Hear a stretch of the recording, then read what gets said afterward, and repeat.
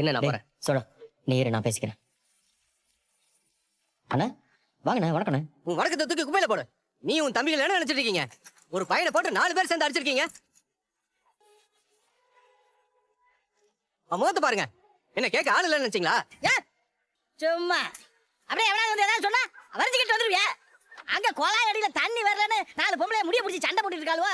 அதப்போ என்ன யாரும் விசாரிக்காம இங்க வந்துட்ட வெள்ளம் சொல்லையுமா?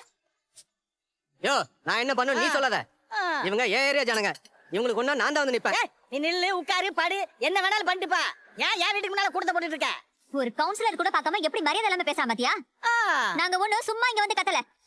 உங்க எல்லார் மேலயும் போலீஸ் கம்ப்ளைண்ட் கொடுத்து தான் வந்திருக்கோம். இன்னும் கொஞ்ச நேரத்துல உங்களை அள்ளிட்டு போறதுக்கு போலீஸ் ஸ்டேஷன்ல இருந்து வர போறாங்க. இரு. ஏன் பிள்ளை மேலையா கை வச்சீங்க? இருக்கு உங்க எல்லாருக்கும். உன் பிள்ளை என்ன பெரிய கவர்னரா? போரிக்கு பைய.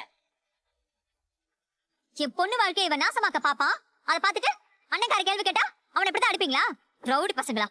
மனுஷன் அடிக்கிற மாதிரி அடிச்சிருக்கீங்க. உங்க யாரையும் நான் சும்மா விட போறதில்ல. இருமா, நான் தான் பேசிட்டு இருக்கேன்ல. இல்ல சார், எனக்கு மனசே ஆற மாட்டேங்குது. கம்பீரமா இருந்த என் பிள்ளைய எப்படி போட்டு அடிச்சிருக்கானுங்க பாருங்க. பாவம் என் புள்ள. என்னமோ உங்க பையன் தப்பே பண்ணாம நாங்களாம் அடிச்ச மாதிரி பேசுறீங்க.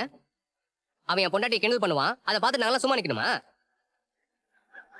அவன் உயிரோட இருக்கானு நினைச்சு சந்தோஷப்படுவாங்க. பாத்தீங்களா